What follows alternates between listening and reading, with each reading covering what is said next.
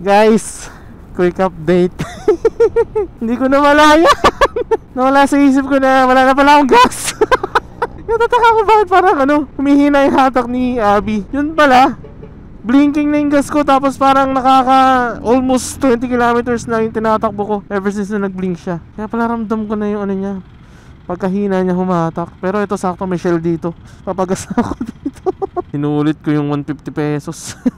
150 lang po, boss. Thank you. Bacha, dito na ako sa may Dasma going to GMA.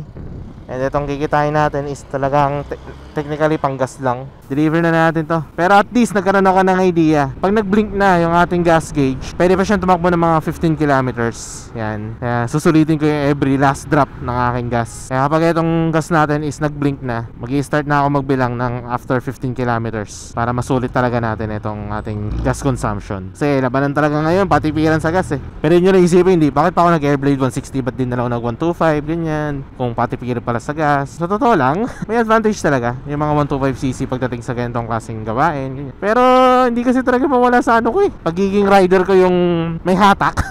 Ganun. Like, mabilis ako mainip to the point na gusto ko kapag tinrottle ko is hatak agad, abante agad, ganyan. Pero next time, no? Kapag naisipan ko na talaga na downgrade into low displacement, baka mas masulit natin yung gas na yun. But for now, I'm satisfied with my Airblade.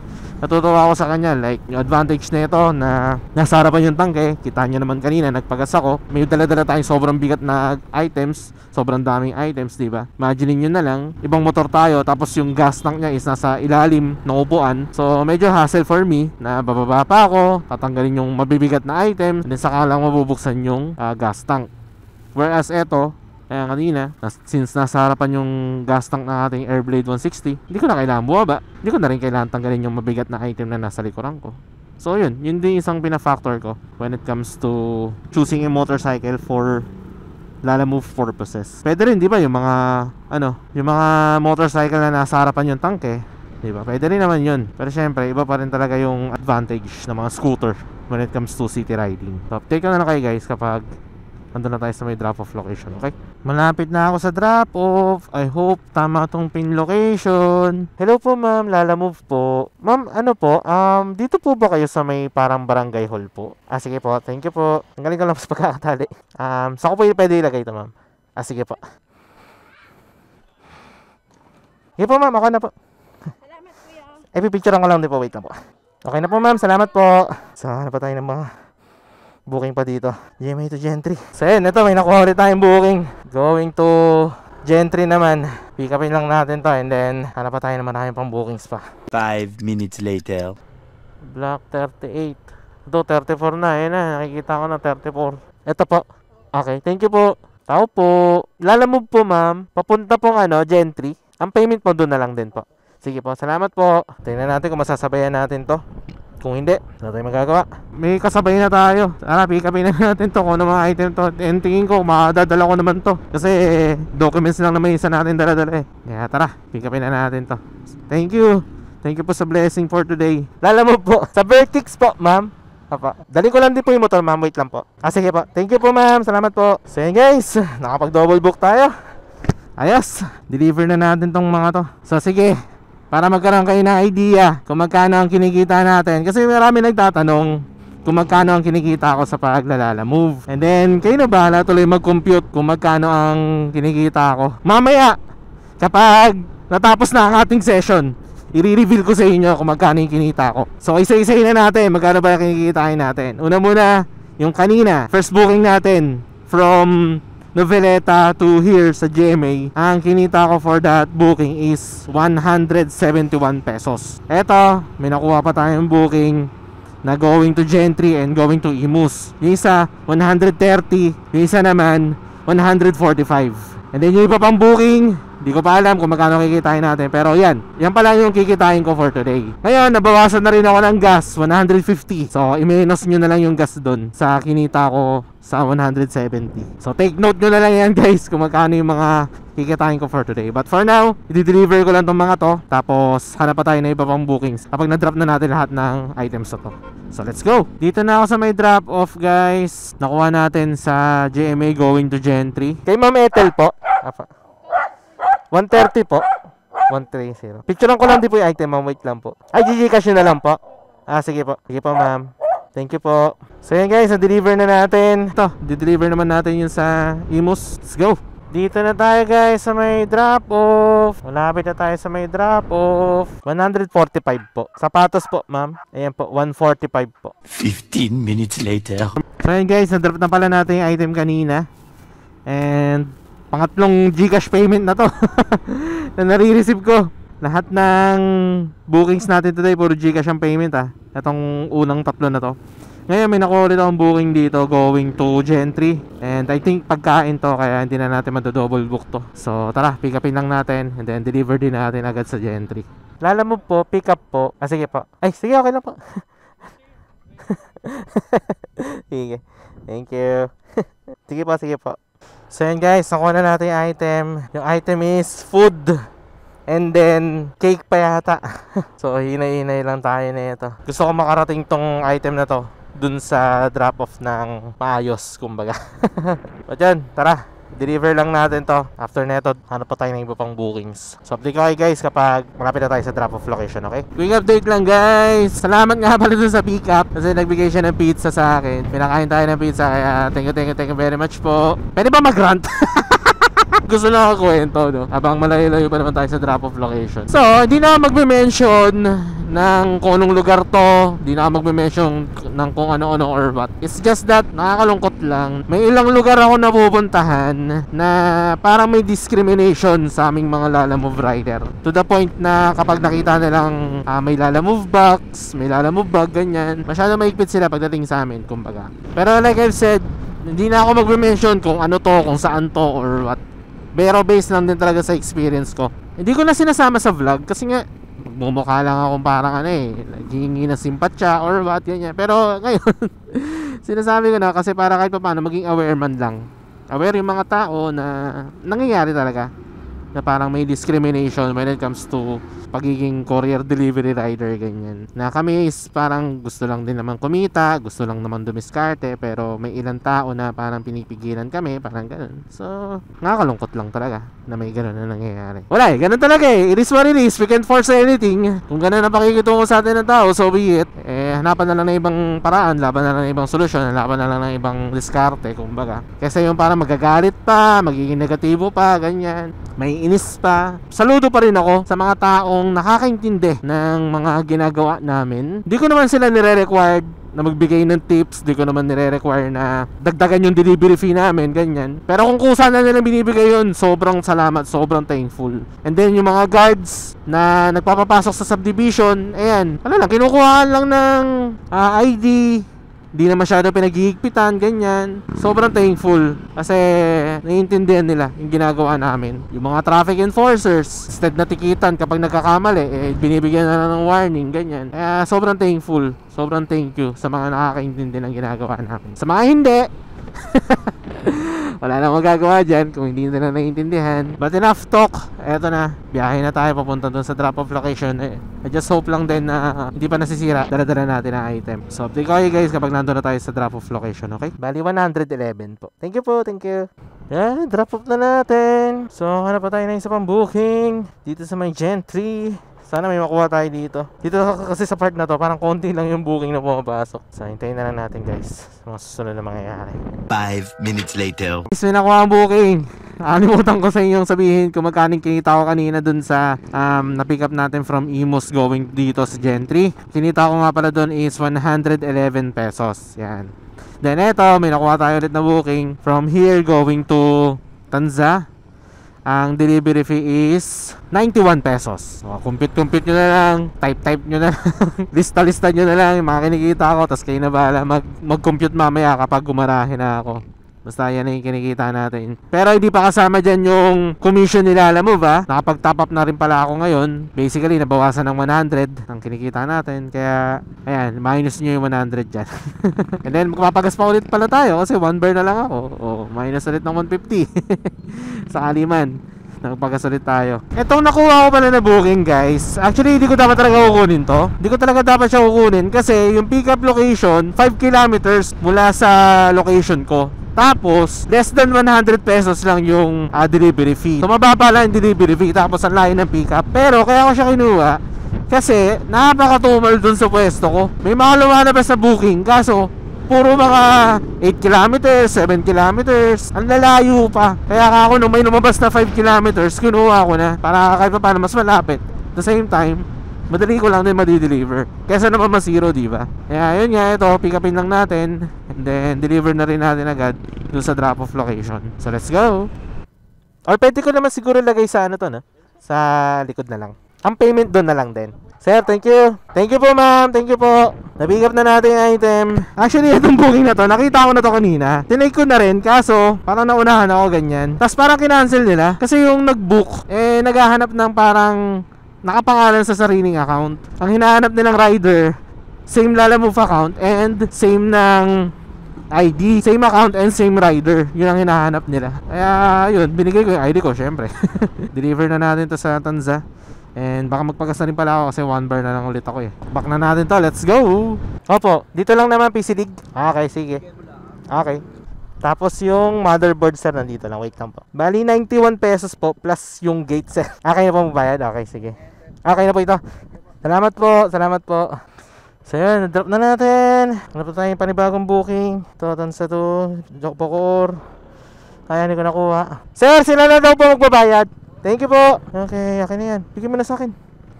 Bigyan mo na sa akin yan. Bigyan mo na sa akin yan. Bigyan mo na sa akin yan. Bigyan mo na sa akin yan. Nice. Okay. Yun, may nakuha tayo pabakor guys. So ayos. Nakuha tayo pabakor. Pero ano, frozen goods. So mangyayari na ito, i-deliver natin agad. Let's go, pick upin na natin to. Lapit lang mula sa pagka-drop natin. Going to Bacoor. A few minutes later. Ito na ako sa may pick up location. Pick upin na natin kung anong item. Pa Bacoor po, Desandra Heights, Molino 4. Kakasya kaya sa Lalamove bag yan? Wala pa kasi nakalagay sa note eh. Tawagan ko lang po. Hello po ma'am, Lalamove po. Ma'am, bali nandito na po ako sa pick up po. Dito po sa may yung frozen goods po. Opo, siomai po. Opo, 134 po ma'am. Kaso sobrang, ilan po bang kilo sir? 60 kilos daw po ang papadala. Add na lang po kayo. Sige po, i-try ko na pong i-ano to. Ilagay na po sa... Okay lang po ma'am, okay lang po. Salamat po ma'am. Thank you po. Kasya naman po sa ano na. Paano na lang sir, patulong na lang ako. May pilay kasi ako. Okay lang naman kahit nasa labas yung isa no? Dito na lang yung isa sir. Okay lang naman yan. Ito lang po, okay na po ito no? Apat na po, apo.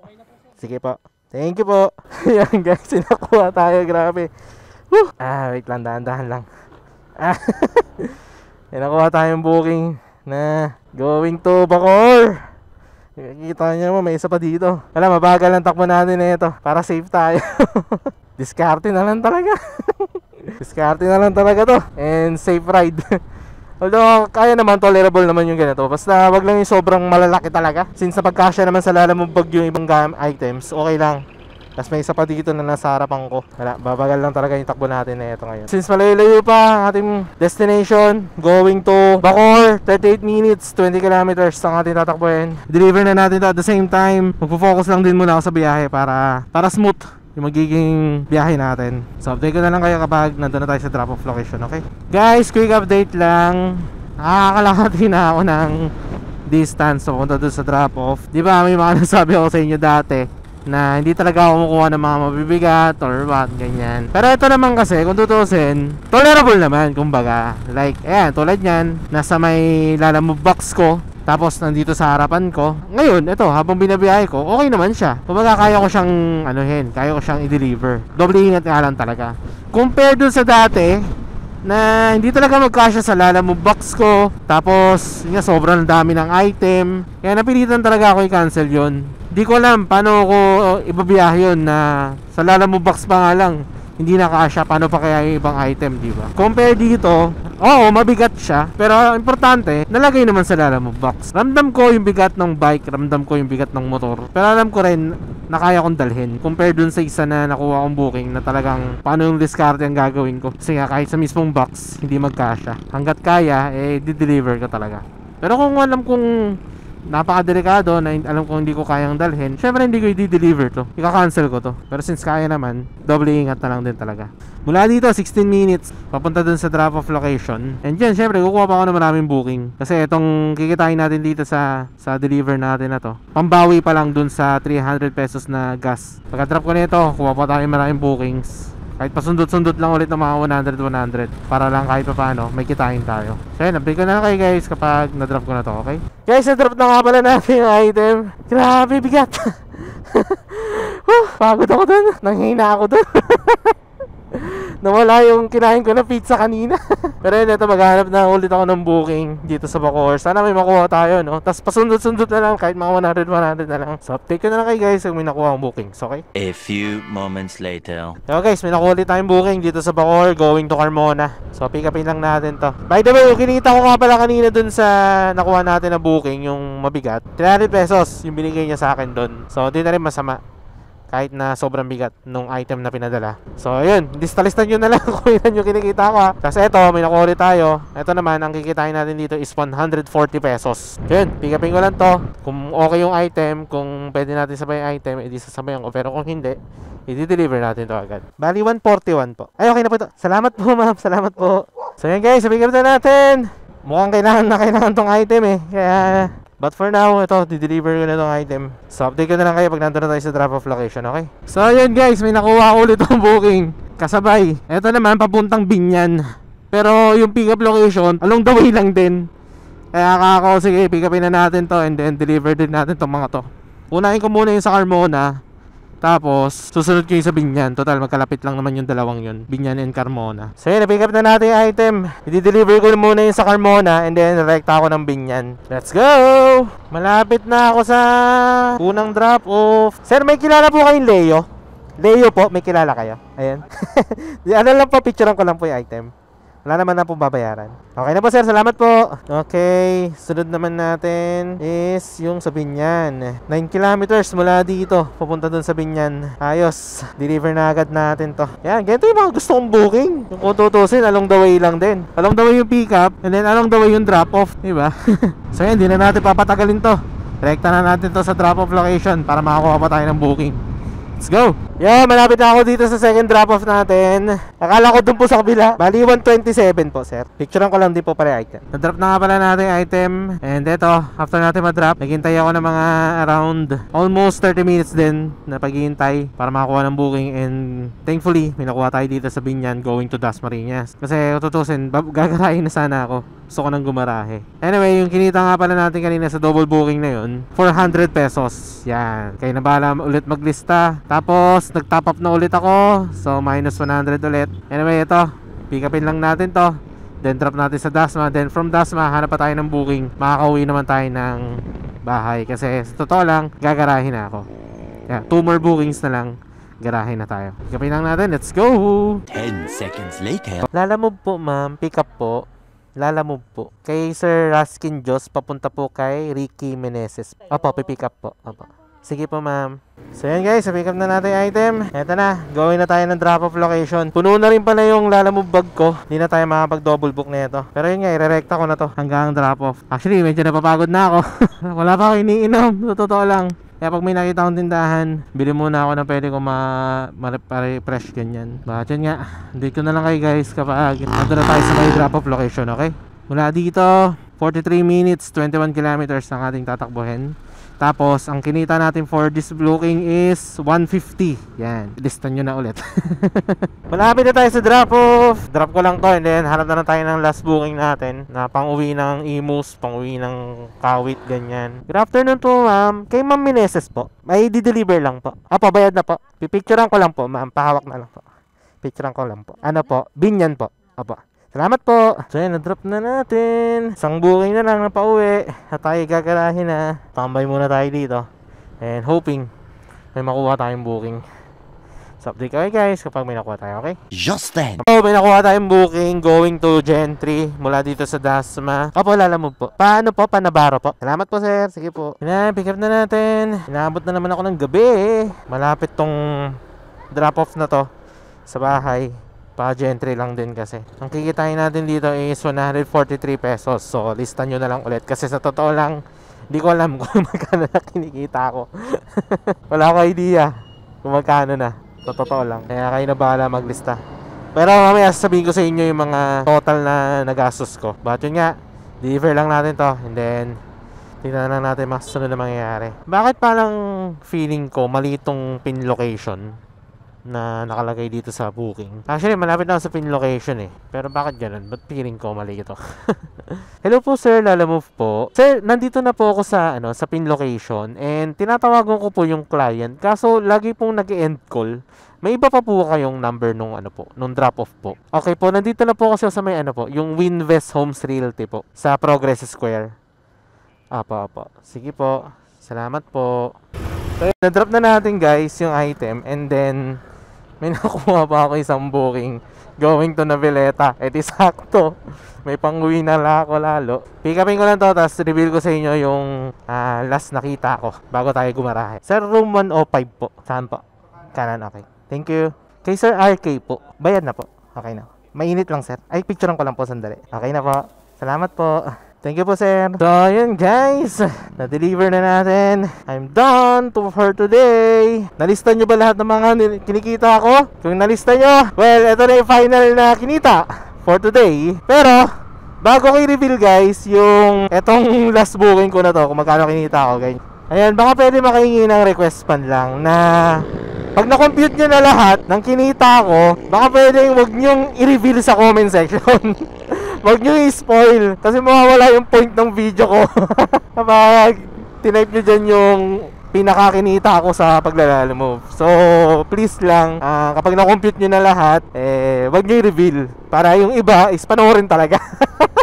Panoorin talaga tong video ko na to para hindi sila mag-base sa comment section, kumbaga. But anyway, yun nga, itong last booking na kinita ko guys is kumita ako ng 100 pesos. Yan, so lista nyo.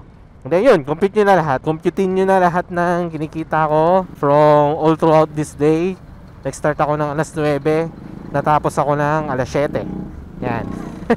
Pero dyan sa kinita ko na yan, i-minus nyo yung 300 pesos na gas and 200 pesos na top up. Then, kung yung matitira, yan. Yan yung pinakakinita ko for today. Actually, di ko alam kung magkano kinita ko. Wala ko idea. Pero yan yun. Nakadepende pa rin yan. May mga times kasi, minsan matumal, minsan mahina, minsan tinatamad ako. Kaya konti lang din yung kinikita ko. Whereas ngayon, sinipag ako, sinuwerte ako, nakapag-double book ako. Kaya yan yung kinita ko. Yan yung total na kinita ko for today. Pero like I've said, nakadepende pa rin yan. Hindi yan all the time, guys. Hindi yan all the time. May mga times na nare-reach ko agad yung ganyang klaseng kita ng mga alas 5 pa lang. Minsan naman, umaabot pa ako ng alas 8 bago ko ma-reach yung target na quota ko. And speaking of target na quota, ganyan lagi yung tina-target ko every time na bumabiyahe ako ng Lalamove. Di ko pa nare-reach yung target quota ko. It's either di pa ako umuwi, kukuha pa ako ng kukuha ng bookings, ganyan. Hanggang sa makuha ko, hanggang sa ma-reach ko yung target quota ko. Yan yung kita reveal, yan yung income reveal ni Being Chief when it comes to Lalamove. Pero like I've said, nakadepende pa rin yan. Hindi all the time ganyan lagi yung kinikita ko. But yun, I guess dito ko natatapusin ang vlog. Pero bago ko tapusin ang vlog, gusto ko muna magpasalamat kay God para sa blessings natin today. Ang ganda ng mga session na nakuha natin, nakapag double book tayo. Tapos nagbigay pa ng mga tips yung mga clients natin. Kaya maraming salamat sa blessing today. And syempre, safe din tayo nakabiyahe, safe din tayo nag-ride, ganyan. Mga clients din, maraming salamat. Kasi kung di dahil sa kanila, di tayo kikita, ganyan. Syempre, last but not the least sa inyo guys, sa mga tunay na sumusuporta sa akin. Yan. Maraming salamat sa inyo. Tara, dito lang sa subdivision namin. Papahinga na ako. And yun. Ito ang tapusin ng vlog. Maraming salamat sa pag-note, sa pag-like, sa pag-share. Maraming salamat sa comment. Yung drill, ride safe. Peace out. Grabe. Pagod. Pero worth it.